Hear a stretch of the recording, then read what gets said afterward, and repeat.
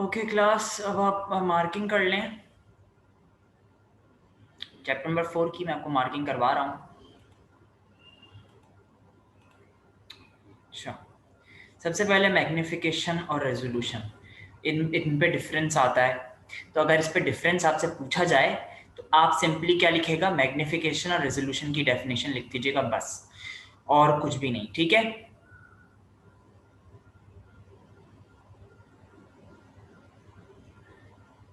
ठीक है। यानी कि मैग्निफिकेशन, आपने ये मैग्निफिकेशन की हेडिंग डाली और यहाँ से लेकर यहाँ तक पूरा कॉपी कर लिया।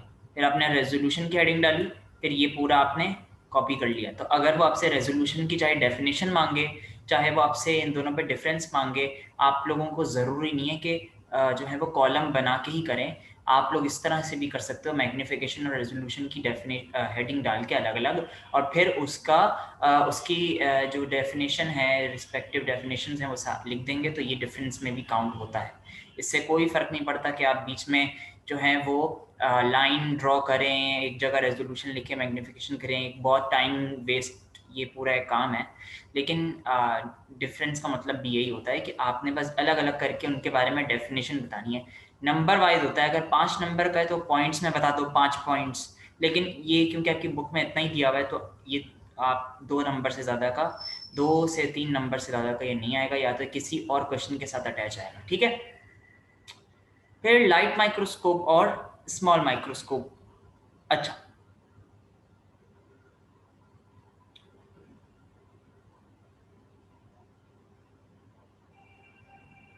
अच्छा,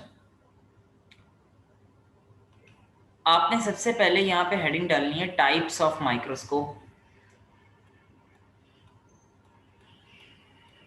टाइप्स, मैं सिर्फ टाइप्स लिख रहा हूँ, आप लोगों ने पूरा लिखना है। ठीक है, टाइप्स ऑफ माइक्रोस्कोप, ये हेडिंग आपने नहीं डालनी, ये वाली मैं कट करवा रहा हूँ, ये हेडिंग आपने नहीं डालनी। आपने यहाँ पे हेडिंग डालनी है टाइप्स ऑफ माइक्रोस्कोप, फिर आपने यहाँ से लेकर यहाँ तक कॉपी करना है। ठीक है, उसके बाद आपने लाइट माइक्रोस्कोप की हेडिंग डालनी है, फिर लाइट माइक्रोस्कोप को यहाँ से लेकर स्पेसिमेन तक कॉपी करना है। ठीक है, फिर आपने फोटोग्राफ से माइक्रोग्राफ तक कॉपी कर लेना है। ये आप एक पैराग्राफ में लिख लो, चाहे आप पॉइंट्स में लिख लो, लेकिन पॉइंट्स में लिखना ज़्यादा बेहतर है। इस तरह से आपके पास ये पहला पॉइंट हो गया, ये दूसरा पॉइंट हो गया, और ये तीसरा पॉइंट हो गया नीचे वाला। ठीक है, अच्छा, ये जो येलो बॉक्सेस होते हैं ना, ये वाले, इनको पढ़ लीजिएगा, इसमें से एमसीक्यूज पूछा जा सकता है। ठीक है, फिर आता है इलेक्ट्रॉन माइक्रोस्कोप। अब यहाँ पे पहला पॉइंट आ जाएगा, ये यहाँ से लेकर यहाँ तक, यहाँ तक पहला पॉइंट आ गया। ठीक है,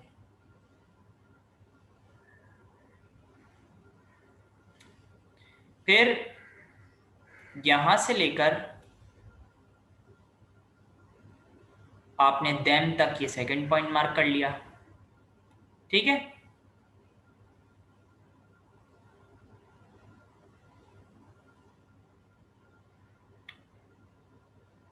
फिर आपने ये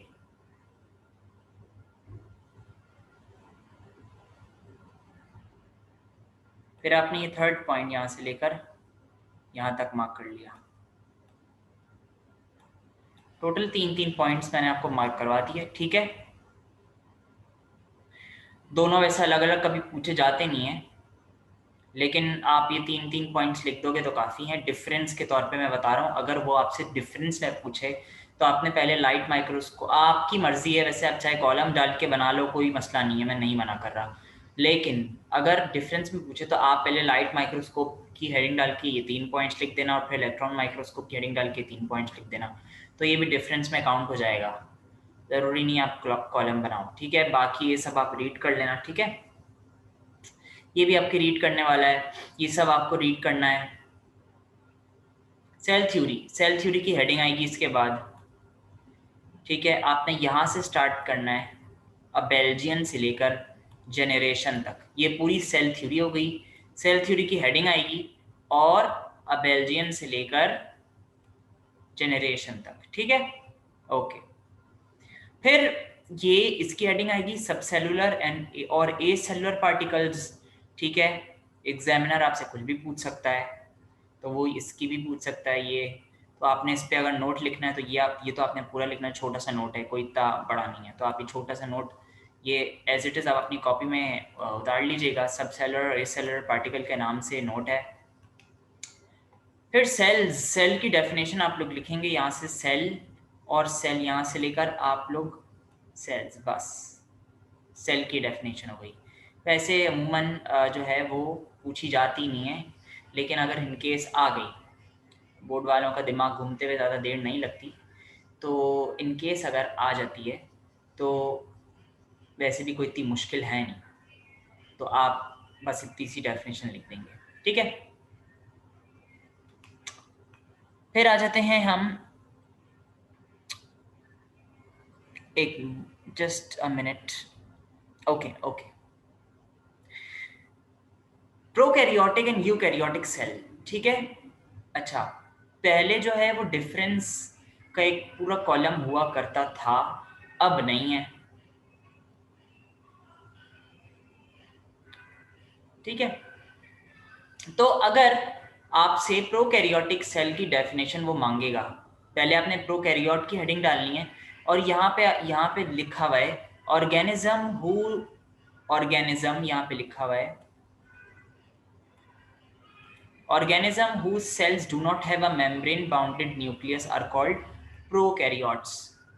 ये किसकी हेडिंग हो गई, डेफिनेशन हो गई, प्रोकैरियोट्स की। हेडिंग क्या डालेंगे, प्रोकैरियोट्स, और यूकैरियोट्स की हेडिंग ये हो गई, organisms whose cells have membrane bounded nucleus are called eukaryotes। सही है, एक एक लाइन की दोनों डेफिनेशन है। गड़बड़ मत कर दीजिएगा प्रोकैरियोट को यूकैरियोट में नहीं। यूकैरियोट की डेफिनेशन ये वाली है, ये रही, और प्रोकैरियोट की ये वाली है, सही है। अच्छा, फिर आपने क्या करना है, ये नहीं, इसकी मैं नहीं बोल रहा, आपने ये वाली डायग्राम बना लेनी है, और यहाँ ये हेडिंग डालनी है, स्ट्रक्चर ऑफ बैक्टीरिया सेल। ये नहीं लिखना, फिगर 4.7 आपने क्या लिखना है, स्ट्रक्चर ऑफ बैक्टीरियल सेल, और आपने ये वाली डायग्राम बना लेनी है अपनी कॉपी में। बाकी और पीछे अभी तक तो कोई डायग्राम नहीं गुजरी, तो जो मैं आपको डायग्राम बनाने के लिए बोल रहा हूँ वो सबकी कॉपी में मौजूद होनी चाहिए। तो ये हो गई बैक्टीरियल सेल की डायग्राम। अब अगर अगर क्वेश्चन आता है, ये बैक्टीरियल सेल है ना, ये बैक्टीरियल सेल की डायग्राम है, और बैक्टीरिया क्या होता है, प्रोकैरियोट या यूकैरियोट, प्रोकैरियोट होता है। तो अगर क्वेश्चन में आपसे ये पूछा जाए कि आप एक प्रोकैरियोटिक सेल की डायग्राम बनाएं, तो आपको पता होना चाहिए प्रोकैरियोट्स किसे कहते हैं, बैक्टीरिया को। तो आप तब भी कौन सी डायग्राम बनाएंगे, ये वाली,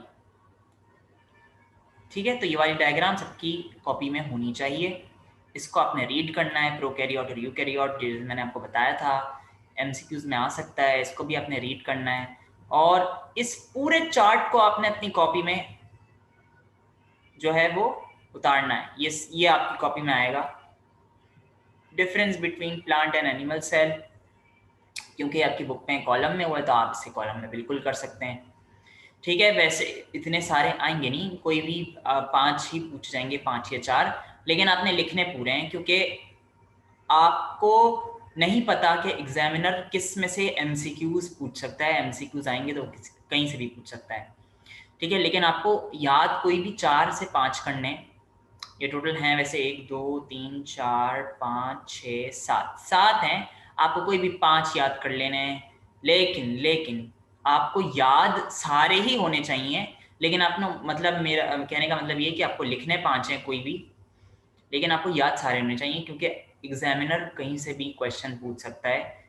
एमसीक्यूज में अगर कोई पूछ लिया तो आप ये नहीं कह सकते उसको कि ये यहाँ से क्यों दिया, ये वहाँ से क्यों दिया, ठीक है, क्योंकि आप एग्जामिनर को नहीं जानते पर्सनली। एग्जामिनर ने आपको बुक दे दी है, अब आप उस बुक में से तैयारी करेंगे, ठीक है, मैं आपको तरीका बता रहा हूँ, ये पूरा आपने अपनी कॉपी में उतारना है। ठीक है, ये आपने अपनी कॉपी या सबकी कॉपी में होना चाहिए। फिर आपने सेल वॉल की हेडिंग डालनी है। ठीक है,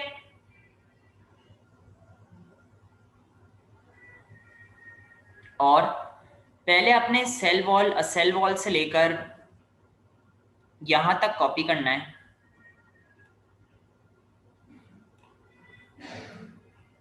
ठीक है, यहां तक कॉपी कर लिया। फिर उसके बाद आप हेडिंग डालेंगे फंक्शंस की। पहले आपने किसकी हेडिंग डाली? सेल वॉल की। उसके बाद हेडिंग डालेंगे फंक्शंस की। किसकी हेडिंग डालेंगे? फंक्शंस की। फंक्शन की हेडिंग डालने के बाद आप यहां से द सेल से लेकर आपने यहां तक कॉपी कर लेना है सपोर्ट तक। क्या सबको मेरी बात समझ आई? पहले आपने सेल वॉल की हेडिंग डाली, सेल वॉल से लेकर आपने थर्ड लाइन पे बैक्टीरिया तक खत्म कर दिया। सही है।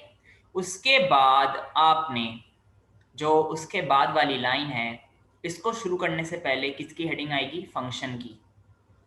यानी कि सेल वॉल का क्या काम है, फंक्शन क्या है उसका, तो ये वाली लाइन पूरी आ जाएगी। ठीक है, उसके बाद आप लोग हेडिंग डालेंगे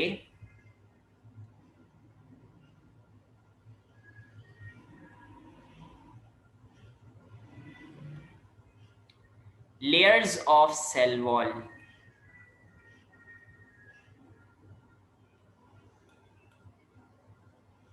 लेयर्स ऑफ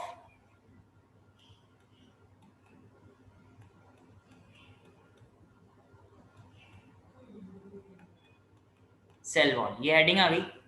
इसके बाद आपने यहां से शुरू करना है और यहां तक एंड कर देना है। क्या सबको मेरी बात समझ आ रही है? ठीक है, और अगर नहीं समझ आ रही तो आप वीडियो को स्लो भी कर सकते हैं।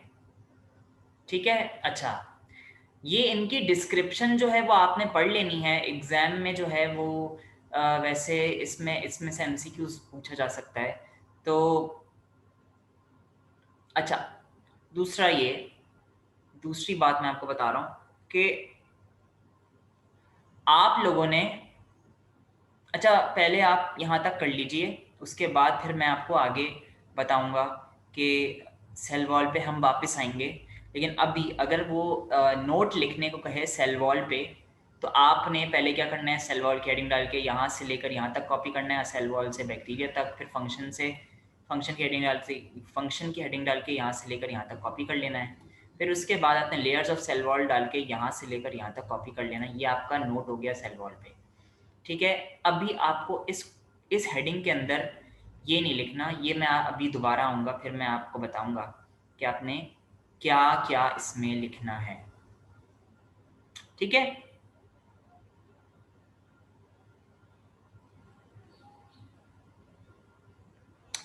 अच्छा एक और चीज,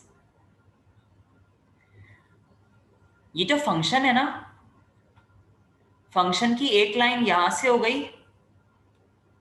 मैंने भी नीचे देखा तो काफी लंबा ये नोट दिया हुआ है सेल वॉल पे। तो फिर आपने यहां से लेकर यहां तक, यानी कि पहले आपने क्या करना है, गौर से सुनिएगा, मैं सेल वॉल फिर से बता रहा हूँ क्योंकि मैंने देखा नीचे भी काफी सारा मटेरियल लिखा हुआ है सेल वॉल पे, तो हम इसको नहीं छोड़ सकते। पहले आपने क्या करना है, सेल वॉल यहाँ से लेकर, मैं दूसरे पेन से आपको बता देता हूँ। पहले आपने यहाँ से जो है वो सेल वॉल यहाँ से लेकर बैक्टीरिया तक लिख लिया। ठीक है, उसके बाद किसकी हेडिंग डाली? फंक्शन की। फंक्शन की आपने ये वाली लाइन लिख ली, सेल वॉल से लेकर सपोर्ट तक की फंक्शन की हेडिंग हो गई। इसके बाद यहीं से कंटिन्यू होगा द मेन फंक्शन से। सही है, द मेन फंक्शन से लेकर प्लांट्स तक, ये हो गया प्लांट्स तक। क्या सबको समझ आ रहा है? ये भी फंक्शन में ही आएगा। किसमें आएगा? ये फंक्शन की हेडिंग अभी तक चल रही है। फिर उसके बाद लेयर्स ऑफ सेल वॉल की हेडिंग डाल के इन प्लांट से लेकर सेल वॉल तक आपका एंड हो जाएगा। सही है, ये पूरा सेल वॉल के ऊपर नोट हो गया। आराम आराम से इसको सुकून सुकून से जो मैं कह रहा हूं उसको सुनिए मार्किंग करें और फिर इसको आराम से लिखिए, ठीक है। आई होप सबको समझ आ गया होगा। फिर आपने क्या करना है, ये वाला स्ट्रक्चर सेल वॉल का ड्रॉ कर लेना है, स्ट्रक्चर ऑफ सेल वॉल। ये सबकी कॉपी में ड्रॉ होना चाहिए। यहाँ पे हेडिंग आएगी स्ट्रक्चर ऑफ सेल वॉल, ये नहीं लिखना। फिगर 4.10 सिर्फ स्ट्रक्चर ऑफ सेल वॉल की हेडिंग आएगी और ये वाली डायग्राम आपने कॉपी कर लेनी है, ठीक है। अच्छा, फिर आपने एक अलग से हेडिंग डालनी है और लिखना है प्लाज्मोडेस्मेटा। क्या लिखना है, प्लाज्मोडेस्मेटा। ये हेडिंग आएगी प्लाज्मोडेस्मेटा की, और उसके बाद आपने द ओपनिंग से शुरू करना है और एडजेसेंट सेल्स तक खत्म कर देना है। ये किसकी डेफिनेशन आ गई, प्लाज्मोडेस्मेटा। ये सेल वॉल के साथ नहीं आएगा, ठीक है, ये सेल वॉल के साथ नहीं आएगा, ठीक है। अच्छा, उसके बाद आपने क्या करना है, ये वाली डायग्राम्स प्लाज्मोडेस्मेटा के नीचे बना लेनी है, ठीक है। प्लाज्मोडेस्मेटा के नीचे ये वाली डायग्राम आपने बना ली है। यहाँ पे लिखा हुआ है सेल वॉल शोइंग प्लाज्मोडेस्मेटा। तो यहाँ पे डेस्मा लिखा हुआ है, डेस्मेटा है ये पूरा, स्पेलिंग मिस्टेक है थोड़ी सी, तो आप करेक्ट कर लीजिएगा, ठीक है। फिर सेल मेम्ब्रेन, सेल मेम्ब्रेन हम देख लेते हैं। फिर सेल मेम्ब्रेन में भी काफ़ी बड़ा नोट आएगा। अच्छा, सेल मेम्ब्रेन पहले मैं इसको देख लेता हूं अच्छी तरह।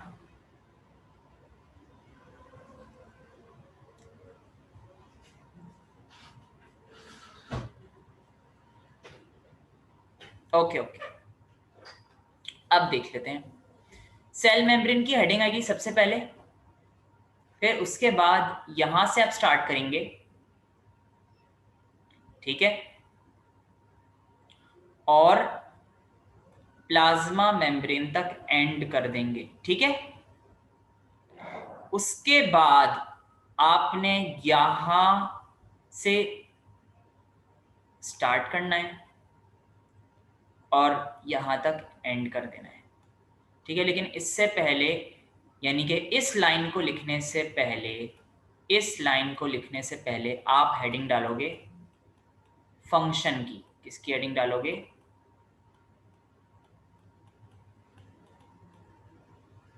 फंक्शन की, सही है। ओके, अब फिर आएगा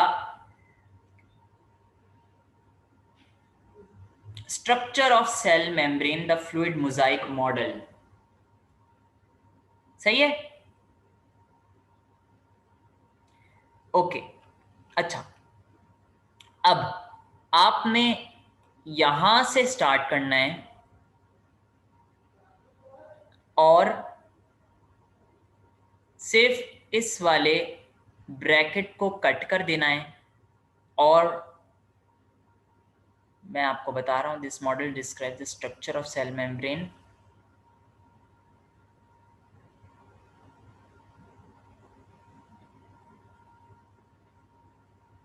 ओके,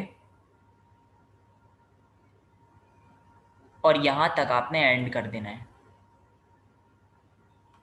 सही है। क्या सबको समझ आ रहा है, ये पूरा क्या हो गया, structure of cell membrane the fluid mosaic model. यहां से आपने स्टार्ट करना है और यहां पे आपने एंड कर देना है, ठीक है। अच्छा, अब अगर वो आपसे, एक तो आपने ये फंक्शन लिख दिया, ठीक है, फिर डिफ्यूजन पे आते हैं। डिफ्यूजन की डेफिनेशन लिखते हैं। डिफ्यूजन यहां से स्टार्ट होगा और यहां तक एंड हो जाएगा, ठीक है। फिर यहां से ऑस्मोसिस स्टार्ट होगा,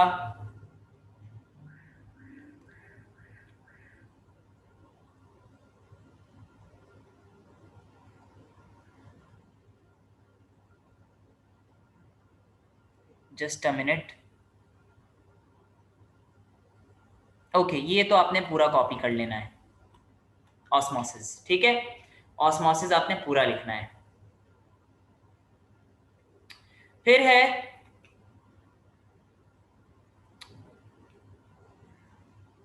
प्लाज्मोलिसिस। फिर आपने हेडिंग डालनी है प्लाज्मोलिसिस। यहां से स्टार्ट करना है आपने और प्लाज्मोलिसिस तक एंड कर देना है, ठीक है। इन hypertonic condition a plant cell loses water and cytoplasm shrinks and shrinkage of cytoplasm is called plasmolysis। सही है, ये प्लाज्मोलिसिस की हेडिंग भी हो गई और ये इसकी डेफिनेशन हो गई। मैं बहुत आराम आराम से बता रहा हूँ, सही है। ये आपने सिर्फ रीड करना है, ये भी आपने रीड करना है। फिर फैसिलिटेटेड डिफ्यूजन, ये आपने फैसिलिटेटेड डिफ्यूजन आपने पूरा कॉपी कर लेना है। इसमें ये हेडिंग आएगी एक्टिव ट्रांसपोर्ट, एक्टिव ट्रांसपोर्ट भी पूरा आ जाएगा यहां तक, एटीपी तक आ जाएगा एक्टिव ट्रांसपोर्ट, ठीक है। बस ये आप कट कर दीजिएगा, बाकी आपको लिखने की जरूरत नहीं है, ये डायग्राम भी नहीं बनानी आपने, ठीक है। इसके अलावा साइटोप्लाज्म, साइटोप्लाज्म पे आप डायरेक्ट हेडिंग डालेंगे। डायरेक्ट आपने किसकी हेडिंग डालनी है, फंक्शंस ऑफ साइटोप्लाज्म। यहाँ पे सिर्फ साइटोप्लाज्म नहीं लिखना, यहाँ पे आपने क्या लिखना है, फंक्शंस ऑफ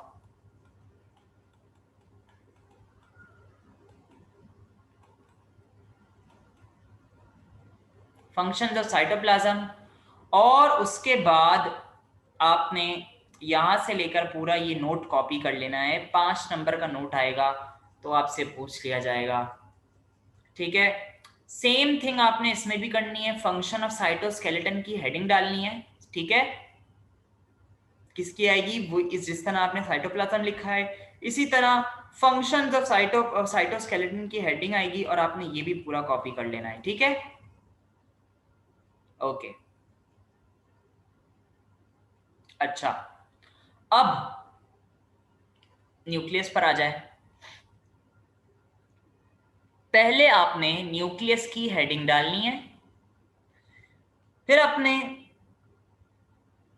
यहां से लेकर यहां तक कॉपी करना है। 1 पॉइंट फर्स्ट पॉइंट हो गया,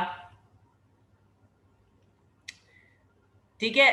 फिर आपने ये वाला दूसरा पॉइंट हो गया number 2, nucleus is covered by 2 phospholipids से आपने स्टार्ट करना है और साइटोप्लाज्म तक एंड कर देना है। ये सेकंड पॉइंट यहां तक हो गया, ठीक है।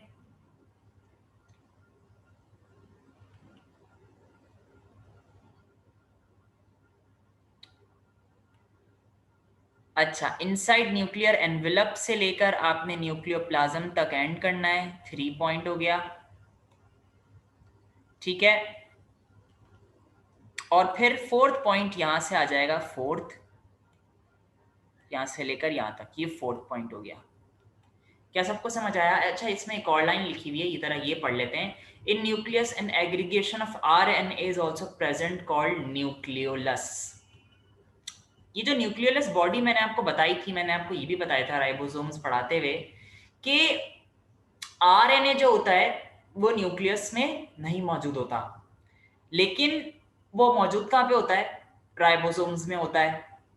तो जो न्यूक्लियोलस है ना, आरएनए बनता कहाँ पे है, न्यूक्लियोलस के अंदर बनता है और फिर वो कहाँ चला जाता है, राइबोसोम्स के अंदर। यानी कि वो मौजूद कहाँ पे होता है, राइबोसोम्स में होता है, और बनता कहाँ पे है, वो न्यूक्लियोलस के अंदर बनता है, ठीक है। ओके, अच्छा, ये 4 पॉइंट्स आपको समझ आ गए? नहीं समझ आए तो आप रिवाइंड कर लीजिएगा फिर से और आराम से देख लीजिएगा, होपफुली आपके 4 पॉइंट समझ आ जाए।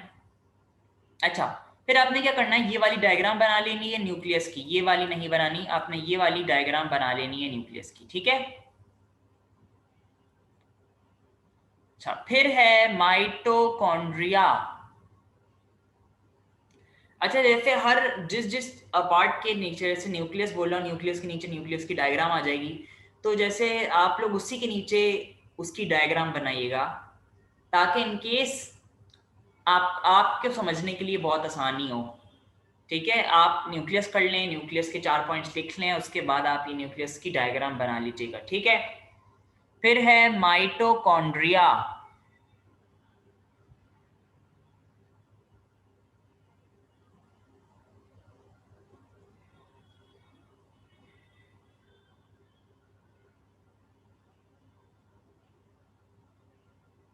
Okay, just a minute. अच्छा,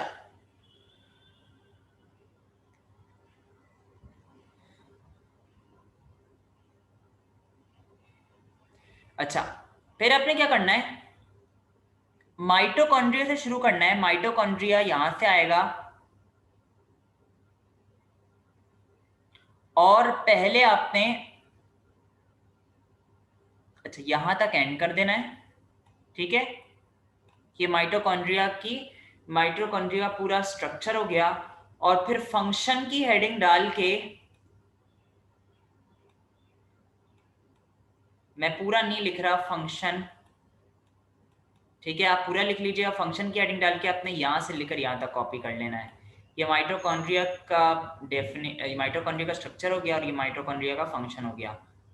इसके अलावा आपने माइटोकॉन्ड्रिया की ये वाली डायग्राम बना लेनी है। ठीक है, ये वाली डायग्राम आपने माइटोकॉन्ड्रिया की बना लेनी है। अगर आपको ये बहुत मुश्किल लग रही है तो पुरानी बुक में डायग्राम मौजूद है माइटोकॉन्ड्रिया की, आप उसमें से भी बना सकते हैं। अगर आपको ये वाली डायग्राम मुश्किल लग रही है तो आप इसको स्किप कर दीजिएगा।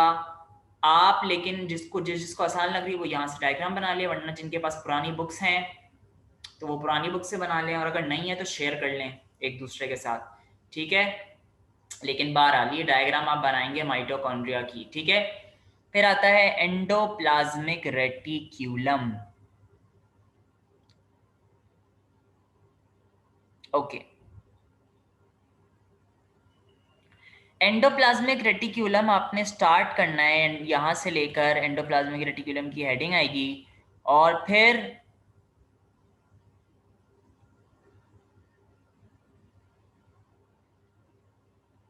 यहां तक आपने एंड कर देना है।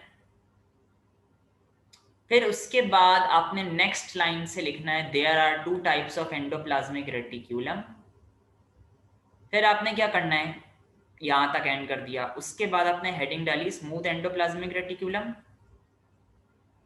ठीक है, और आपने यहां तक ये वाला तो पूरा कॉपी करना है, स्मूथ एंडोप्लाज्मिक रेटिक्यूलम आपने पूरा कॉपी करना है। उसके बाद आपने रफ एंडोप्लाज्मिक रेटिक्यूलम की हेडिंग डालनी है और आपने यहाँ पे प्रोडक्शन तक एंड कर देना है। ठीक है, ये आपका एंडोप्लाज्मिक रेटिकुलम का पूरी हेडिंग हो गई। फिर राइबोसोम्स कोई इतना बड़ा नहीं है तो आप राइबोसोम्स पूरा कॉपी कर लें। ठीक है, राइबोसोम्स की हेडिंग आएगी। अच्छा, जिनकी मैं डायग्राम बनाने को नहीं बोल रहा उनको बनाने की ज़रूरत नहीं है आपको, जिनकी मैं बोल रहा हूँ बस आपने उन्हीं की बनानी है। आप अपनी तरफ से एक्स्ट्रा डायग्राम्स नहीं बनाइएगा जिनकी मैं मना कर रहा हूँ आपको। ठीक है, फिर है गोल्जी बॉडी। अच्छा,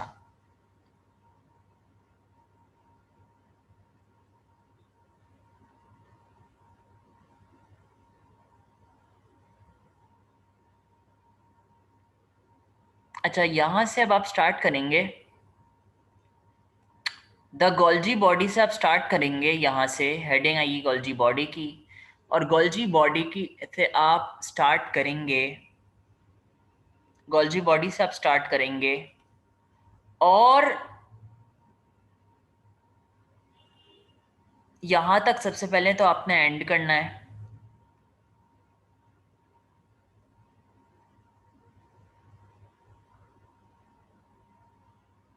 ओके, यहाँ तक बस। ये तो हो गया गोल्जी बॉडी की जो आपने स्ट्रक्चर और ये डेफिनेशन है, ये यहाँ तक एंड हो गई। अब इसके बाद आपने क्या करना है,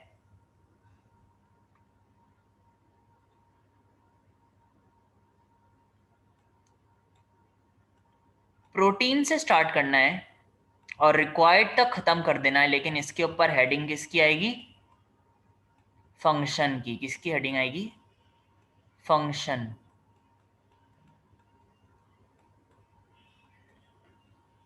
सही है। फिर हैं वेसिकल्स एंड लाइजोसोम्स। पहले आपने हेडिंग डालनी है वेसिकल्स की। अच्छा, आपने सिर्फ ये वाली लाइन कट कर देनी है, ये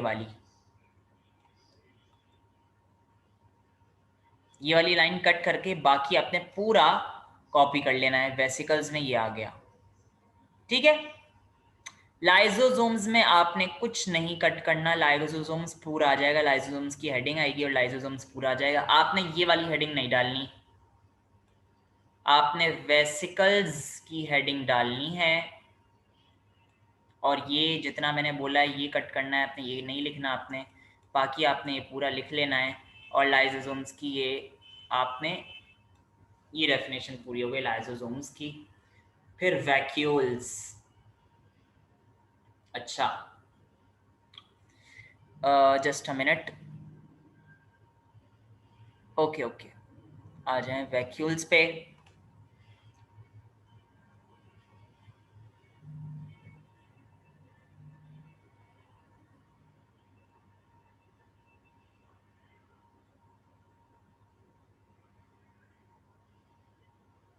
ओके, वैसे इतना जो है वो इतना मुश्किल नहीं है, लेकिन फिर भी मैं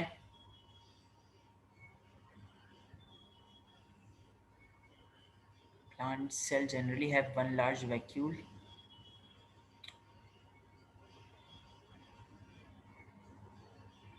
ओके, यहाँ से लेकर पहले आपने यहाँ तक कॉपी करना है, ठीक है। ये वैक्यूल का यहाँ से लेकर यहाँ तक आपने कॉपी कर लिया। उसके बाद आपने सेलेक्टिवली से कॉपी कर लेना है और टोनोप्लास्ट तक, सॉरी, टोनोप्लास्ट तक एंड कर देना है, ठीक है। ये आप भले से पॉइंट्स में लिख लें, ये नंबर 1 पॉइंट हो गया, ये नंबर 2 पॉइंट हो गया। और उसके बाद द वैक्यूल कंटेन से आपने स्टार्ट करना है नंबर 3 पॉइंट, और ये पूरा आपने कॉपी कर लेना है नंबर 3 पॉइंट, ठीक है। नंबर 1 यहाँ से लेकर यहाँ तक है, नंबर 2 यहाँ से लेकर यहाँ तक है, और नंबर 3 यहाँ से लेकर यहाँ तक है, ठीक है। फिर आता है सेंट्रियोल्स। अच्छा,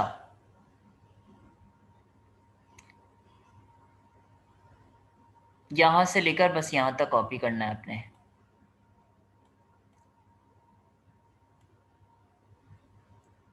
सही है।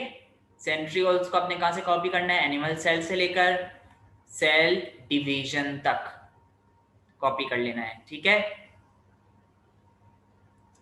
डायग्राम नहीं बनानी है आपने इसकी, जिसकी मैं डायग्राम बोलूंगा सिर्फ आपने वही डायग्राम बनानी है, ठीक है। अच्छा, फिर है आपके पास प्लास्टिड। प्लास्टिड की हेडिंग आएगी, प्लास्टिड यहाँ से लेकर पहले आपने एल्गी तक यहाँ तक कॉपी कर लेना है। फिर आपने there are 3 different types of plastid, आपने यहाँ से लेकर ये पूरा कॉपी कर लेना है यहाँ तक, ठीक है। प्लास्टिड बस इतना सही है।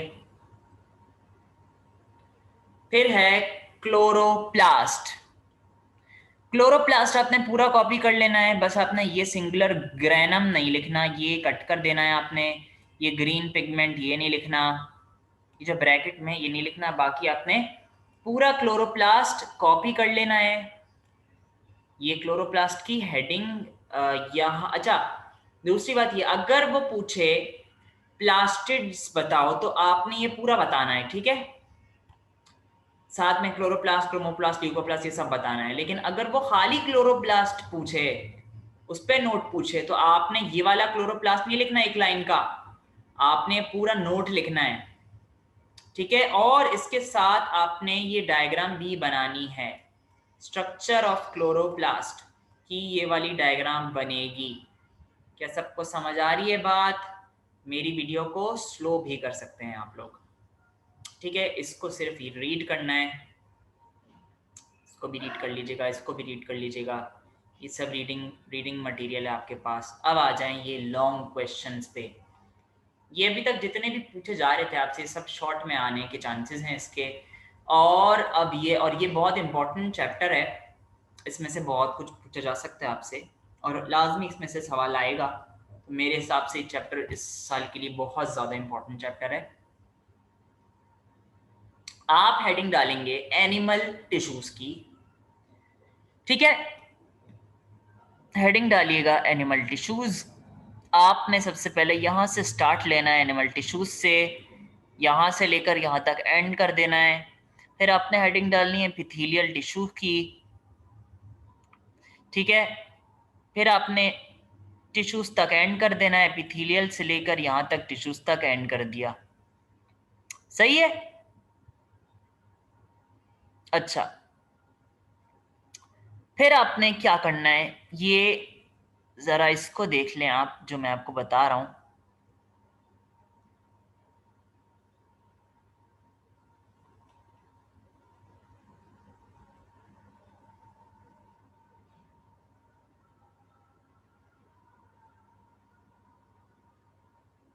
अच्छा,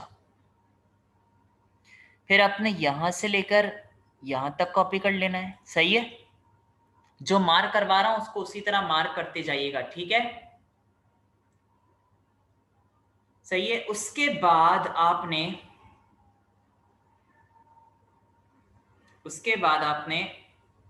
ये आपने लाइन लिख ली, there are different types of epithelial tissue depending on their functions in particular locations, ठीक है। फिर आपने क्या करना है, फिर आपने ये 3 नाम लिख लेने हैं, simple squamous epithelium, simple cuboidal epithelium और सिंपल कॉलमनर एपिथेलियम। सिर्फ इनके क्या आएंगे, नाम आएंगे बस। अभी मैं सिर्फ बोल रहा हूं, इसमें क्या आएंगे, नाम आएंगे। मैं दोबारा बता रहा हूं, एनिमल टिश्यू यहां से शुरू हुए, ह्यूमन से लेकर नर्वस टिश्यू तक, फिर एपिथेलियल से लेकर टिश्यूज तक, यहां तक एंड हो गया, ठीक है। अब नीचे आएंगे, नीचे वाले लास्ट पैराग्राफ में यहां से लेकर यहां तक लाइन आपने कॉपी कर ली। उसके बाद आपने सिर्फ ये नाम लिखने हैं बस, simple squamous epithelium, simple cuboidal epithelium, simple columnar epithelium. क्या यहाँ तक बात सबको समझ आ रही है? आनी भी चाहिए आप लोगों को, कोई ऐसी हार्ड एंड फास्ट बात नहीं है, ठीक है। फिर आपने क्या करना है, फिर आपने हर जो आपने लिखा है सिंपल स्क्वैमस, उसकी हेडिंग डालनी है और उसको डिफाइन कर देना है। यहां से लेकर यहां तक सिंपल स्क्वैमस ये हो गया, फिर सिंपल क्यूबॉइडल यहां से लेकर यहां तक हेडिंग डाल के, फिर यहां से लेकर यहां तक सिंपल कॉलमनर, ये हो गया। क्या सबको मेरी बात समझ आ रही है? सही है, ओके। हेडिंग्स इनकी रिस्पेक्टिव आएंगी, यहां से लेकर पहले स्क्वैमस की यहां से लेकर यहां तक हो गई, फिर सिंपल की यहां से लेकर यहां तक हो गई, फिर इसकी यहां से लेकर यहां तक हो गई, ठीक है। अच्छा, अब आपने जब ये आपने पूरा एपिथेलियल जो है वो टिश्यू लिख लिया, अब आपने ये वाली नहीं, मैं ये वाली नहीं बोल रहा, ये वाली मैंने आपको नहीं बोली। मैं अब आपको बोल रहा हूँ, आपने ये वाली डायग्राम बनानी है, ये वाली सिंपल स्क्वैमस एपिथेलियम की, फिर आपने ये वाली डायग्राम बनानी है सिंपल क्यूबॉइडल की, और फिर आपने सिंपल कॉलमनर की। बहुत आसान डायग्राम्स हैं, कोई इतनी मुश्किल नहीं है, तो आराम से बन जानी चाहिए, सही है। तो ये आपके पास डायग्राम हो गई। ये आप कब बनाएंगे, जब आप पूरा ये एपिथेलियल टिश्यूज सारे कर लें, सही है। अब आ जाएं कनेक्टिव टिश्यूज। कनेक्टिव टिश्यूज में, अच्छा, कनेक्टिव टिश्यू जो है ना, ये आपका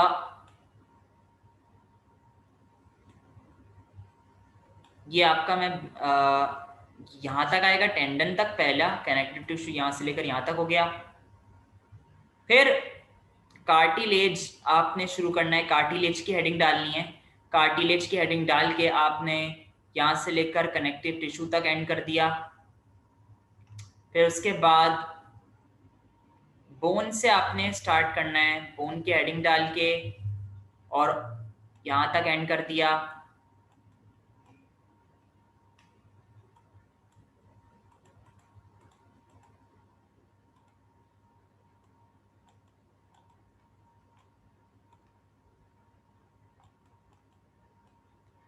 सॉरी जस्ट अ मिनट।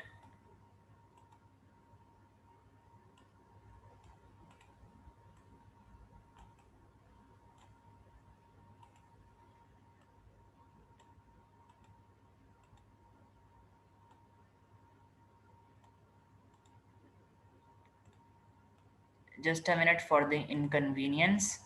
यहाँ पे एक छोटा सा मसला हो गया है। ओके ठीक है, तो आपने ये चीज़ बोन से स्टार्ट करनी है, ठीक है, और यहाँ तक एंड कर देनी है। ये बोन की हेडिंग आएगी आपके पास और ये ऑस्टियोसाइट्स तक आ गई। फिर आपने एडिपोज की हेडिंग डाल के आपने ये पूरा कॉपी करना है। फिर ब्लड की हेडिंग डाल के आपने ये कॉपी करना है, ठीक है। इसमें सिर्फ आपने इस वाली पिक्चर की डायग्राम बनानी है, आपने इनकी डायग्राम नहीं बनानी, ठीक है। ये कनेक्टिव टिश्यू पूरा हो गया। फिर मसल टिश्यू में आपने यहां से लेकर पहले यहां तक कॉपी कर लेना है। मसल टिश्यूज ये हो गए। फिर स्केलेटल भी पूरा आ जाएगा। अच्छा, फिर कंट्रोल तक कार्डियक आ जाएगा, कंट्रोल तक कार्डियक मसल कंट्रोल तक आ जाएगा। फिर स्मूथ मसल्स यहां से लेकर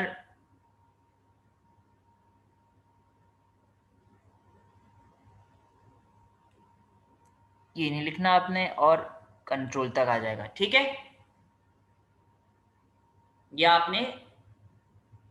आपने कंट्रोल तक लिख लिया। ये आपने मसल टिश्यूज की आपने पूरी जो है वो लिख ली। अब आपने तीनों टाइप के मसल्स की डायग्राम बना लेनी है, ठीक है। ये तीनों टाइप्स के मसल्स हैं, स्मूथ मसल्स, फिर कार्डिक मसल्स। आप चाहे तो ऐसा भी कर सकते हैं कि कार्डिक मसल लिखा फिर उसके नीचे वो वाली डायग्राम बना ली। अच्छा, फिर स्मूथ मसल लिखा, स्मूथ मसल के नीचे वाली डायग्राम बनानी। चाहे तो आप सारा लिख के फिर उसके बाद भी आप ये सारी डायग्राम्स बना सकते हैं। मतलब पूरा मसल का टॉपिक लिख लिया, उसके बाद मसल की पूरी डायग्राम बना ली, ठीक है। अच्छा, फिर है नर्वस टिश्यूज। नर्वस टिश्यू तो बहुत ही छोटा सा है। ओके, ये सिर्फ रीजनिंग तक आएगा बस।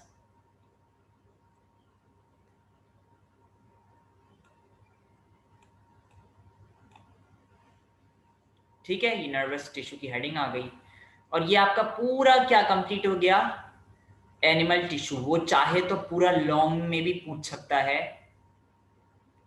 तो आपने अगर उसने लॉन्ग में पूछा है तो आपने फिर ये सब लिखना पड़ेगा। आप क्या करें, 8 मार्क्स का ये सवाल आता है, तो आप इसको वैसे शॉर्ट भी कर सकते हैं। शॉर्ट में किस तरह कर सकते हैं मैं आपको बता देता हूँ। मतलब आपने लिखना पूरा जैसे मैंने बताया है वैसा ही है, ठीक है। आपने इसमें कोई चेंजेस नहीं करनी अपनी तरफ से भी जब कॉपी में आप लिख रहे हैं। लेकिन जब आपके पास पेपर में आएगा तो पेपर में आप किस तरह लिखोगे। आपने एनिमल टिश्यू की हेडिंग डाली, ये वाली हेडिंग लिखी, एपिथेलियल टिश्यू की हेडिंग लिखी, आपने ये वाली लिखी। अच्छा, फिर आपने डायग्राम्स नहीं बनानी, डायग्राम को स्किप कर देना है। डायग्राम आप जब तक आपसे वो खुद ना बोले कि डायग्राम भी बनाओ साथ में। हर क्वेश्चन में, कोई भी क्वेश्चन हो, बायो में कोई भी क्वेश्चन आए, जब तक वो डायग्राम का नहीं बोले आपने डायग्राम नहीं बनानी, डायग्राम पे टाइम वेस्ट नहीं करना है। डायग्राम के लिए स्पेसिफिकली लिखा हुआ होगा कि डायग्राम बनानी है तो आप डायग्राम बनाएंगे, वरना आप डायग्राम नहीं बनाएंगे। You you have to understand this point, ठीक है।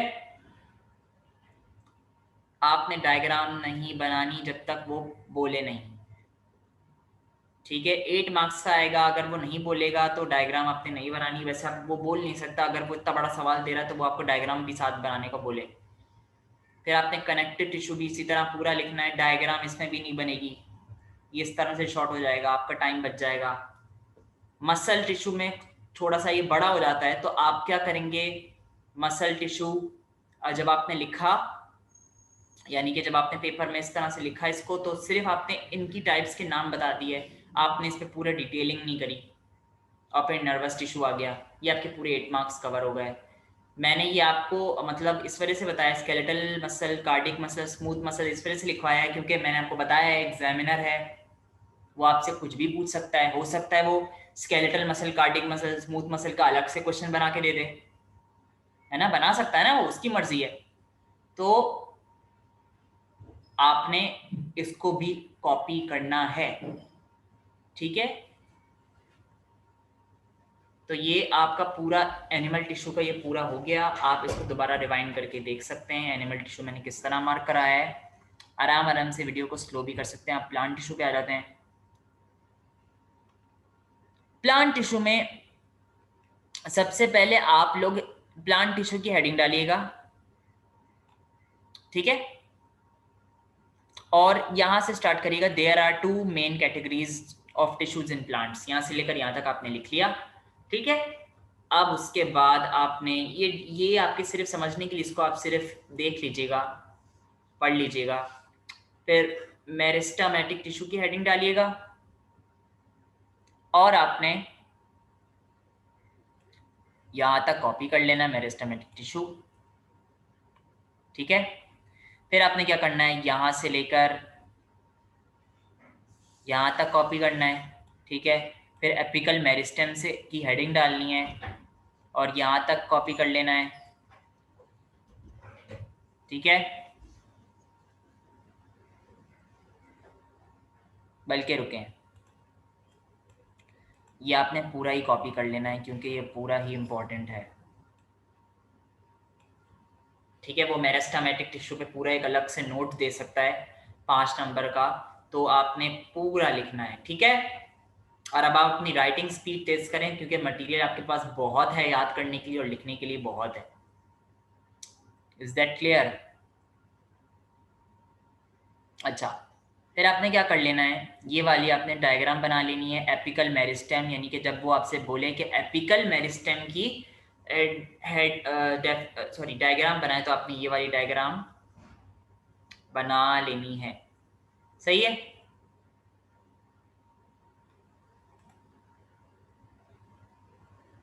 फिर परमानेंट टिश्यू, यहां से लेकर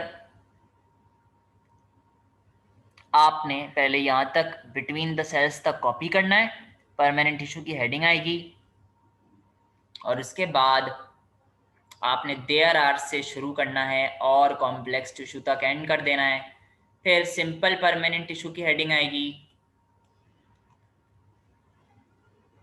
और आपने ये यहां से कॉपी करते हुए आना है यहां तक, ये आपने कॉपी कर लिया।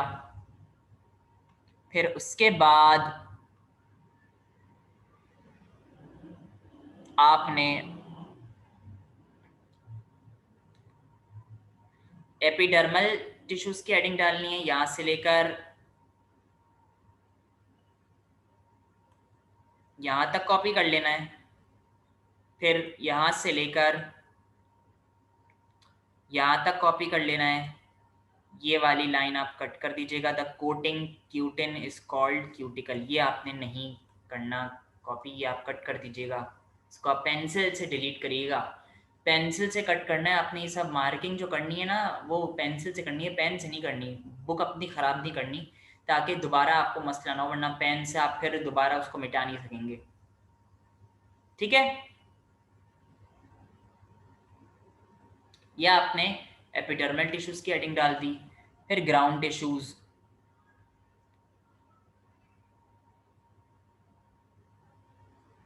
अच्छा, ग्राउंड टिश्यू आपने यहाँ से शुरू करने, ग्राउंड टिश्यू से लेकर इसकी हेडिंग आ गई, प्लांट्स तक एंड कर दिया, ठीक है।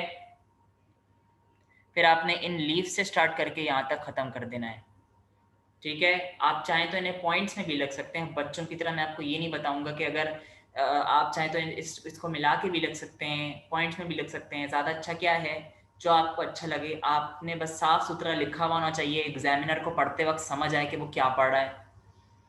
पॉइंट्स में लिखने से फ़ायदा ये होता है कि एग्जामिनर को क्लियरली विजिबल होता है, क्लियरली वाजे होता है, तो आप पॉइंट्स में भी लिख सकते हैं। जो चीज़ मैं आपको इस तरह से करवा रहा हूँ, आप इस तरह से पॉइंट्स में भी लिख सकते हैं। जैसे एपिडर्मल टिश्यू में ये पॉइंट्स 2 आ गए, तो आप इस तरह पॉइंट में भी कर सकते हैं। आप चाहें तो अलग अलग मतलब मिला के भी कर सकते हैं, कोई मसला नहीं है, इस पर कोई रोक टोक नहीं है। लेकिन आप अपने एग्जामिनर के लिए आसानी करें ताकि वो उसको पढ़ने में आसानी हो। बहुत ज़्यादा कंजस्टेड काम उसको समझ नहीं आएगा, उसके पास इतना टाइम नहीं होता कि वो पढ़े और आपके एग्जाम आंसर्स को चेक करे।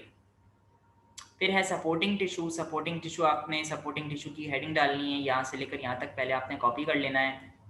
फिर उसके बाद आपने कॉलिन कायमा की हेडिंग डालनी है और आपने सेल वॉल्स तक कॉपी कर लेना है, यहाँ से लेकर सेल वॉल्स तक कॉलिन कायमा, ये पूरा कॉपी हो गया, ठीक है। फिर क्लेरिन कायमा यहाँ से लेकर यहाँ तक, ये इसकी हेडिंग आ गई, ठीक है। और अच्छा, ये आपने पूरा ही कॉपी कर लेना है, छोटे सा इतना कोई बड़ा नहीं है। तो क्लेरिन कायमा टिश्यू पूरे आ गए। फिर आते हैं कंपाउंड टिश्यू यानी कि जाइलम और फ्लोएम। ये आपने कंपाउंड टिश्यू की हेडिंग डालनी है, यहाँ से लेकर यहाँ तक पहले आपने कॉपी कर लेना है। फिर जाइलम टिश्यू की हेडिंग आएगी, ठीक है। अच्छा, पहले आपने जाइलम टिश्यू की हेडिंग डालनी है, यहाँ से लेकर यहाँ तक कॉपी करना है, एरियल पार्ट्स तक। फिर टू मेन से शुरू करना है, टू मेन से शुरू करना है और यहाँ तक एंड कर देना है,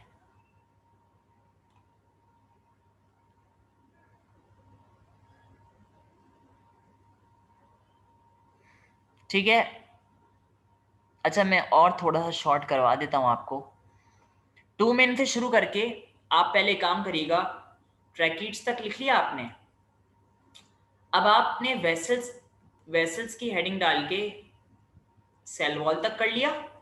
फिर ट्रैकीड्स की हेडिंग डाल के आपने यहाँ से और एंड्स तक, ठीक है। अब ठीक है, थोड़ा सा और शॉर्ट कर दिया मैंने इसको। पहले आपने जाइलम यहाँ से शुरू करा, पार्ट्स तक हो गया, फिर टू से शुरू करा, ट्रैकीड्स तक हो गया, फिर वेसल्स की हेडिंग डाल के वेसल्स की डेफिनेशन लिखी सेल वॉल तक, फिर ट्रैकीड्स की हेडिंग डाल के ओवरलैपिंग एंड्स तक ही एंड कर दी, ठीक है। इसकी डायग्राम नहीं बनानी। फिर आपने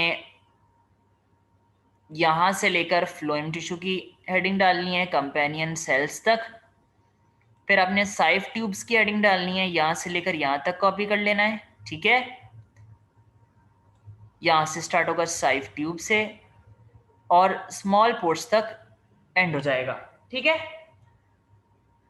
फिर कंपेनियन सेल्स यहाँ से शुरू करेंगे आप और साइफ ट्यूब तक एंड कर देंगे, ठीक है। और फिर एंड में आपने ये वाली लाइन लिख लेनी है, ठीक है। एक लाइन छोड़ के, यानी कि जब आप कंपेनियन सेल्स लिख लेंगे तो फिर आप एक लाइन को ड्रॉप करेंगे, इसको पॉइंट में कर लेंगे, ठीक है। आप इन सबको पॉइंट्स में भी कर सकते हैं, आपकी अपनी चॉइस है। पैराग्राफ में करने से जो है वो थोड़ा कंजस्टेड काम हो जाता है। आप लिख भी सकते हैं, कोई मसला नहीं है, पढ़ने वाले को बस समझ आए। लेकिन ज़्यादा अच्छा है कि आप पॉइंट्स में कर लें, ठीक है। वैसे आप हेडिंग्स तो डाल ही रहे हैं, लेकिन आप पॉइंट्स में कर लें तो और ज़्यादा बेहतर है। तो अब ये बहुत बड़ा सवाल हो गया प्लांट टिश्यू का, इतना सारा वो सवाल पूछेगा नहीं। वो सिर्फ आपसे हो सकता है परमानेंट टिश्यू पूछ ले, हो सकता है वो अलग अलग पूछ ले। मैंने आपको इस वजह से हेडिंग्स करवाई हैं। तो कुछ भी वो पूछ सकता है आपसे एग्जामिनर। आपको नहीं पता आपके एग्जामिनर का माइंड कैसा है। क्या आप अपने एग्जामिनर के माइंड को जान सकते हो? नहीं जान सकते। आप अपने एग्जामिनर के माइंड को नहीं जान सकते। आपको अपने एग्जामिनर के माइंड को प्रिडिक्ट करना पड़ेगा। प्रिडिक्ट का मतलब है कि आपको अंदाजा लगाना पड़ेगा कि वो किस तरह के सवाल दे सकता है। वो कुछ भी दे सकता है। ये मैंने आपको सारी मार्किंग करवाई है, इस वजह से इसमें से वो कुछ भी दे सकता है। मोर देन इनफ है ये। आप इसी को याद करिएगा, बाकी रीडिंग करिएगा। कोई चीज समझ नहीं आई हो तो आप बराए मेहरबानी वीडियो को पॉज करके दोबारा स्टार्ट कर लीजिएगा। कोई क्वेश्चन, कोई हेडिंग आपको, मार्किंग आपको समझ नहीं आए, वापस रिवाइंड कर लीजिएगा। ठीक है, आपके पास ये फैसिलिटी है, इतनी आराम से फैसिलिटी है कि आपको ये रिकॉर्डेड लेक्चर प्रोवाइड किए जा रहे हैं। डायग्राम्स आपने बना लेनी है जितनी मैंने कही है, बाकी आपने नहीं बनानी। ठीक है, होपफुली आपको समझ आ गया होगा। अब मैं ये सेशन एंड कर रहा हूँ। अब आप चैप्टर नंबर 5 के लिए वेट करिएगा। इस चैप्टर को करने के लिए आपके पास आराम से मैं बहुत टाइम दूंगा, 7 डेज में आपको आराम से दूंगा। आप आराम से 7 डेज में यानी कि 1 वीक के अंदर आप मुझे ये करके ला के दे दीजिएगा। यानी कि जो आपका टेस्ट होगा बायो का, उसके बाद ही मैं आपको ये दूंगा करने के लिए। अगर टेस्ट से पहले आपके पास ये वीडियोस आ जाएं तो आप पहले अपना टेस्ट की प्रिपरेशन करिएगा, उसके बाद फिर ये आप इस चैप्टर को देखिएगा। फिर हाँ, जो आपको काम मिलेगा, यानी कि जो आपको काम करने के लिए देंगे, क्योंकि काफ़ी बड़ा चैप्टर हो गया ये, तो आप आराम से इसको जो है वो 7 डेज के अंदर मुझे करके ला के दे सकते हैं। ठीक है, कंसिस्टेंसी के साथ करेंगे तो विद इन 3 डेज में एंड हो जाएगा। ठीक है, okay. Now ending this session. Okay.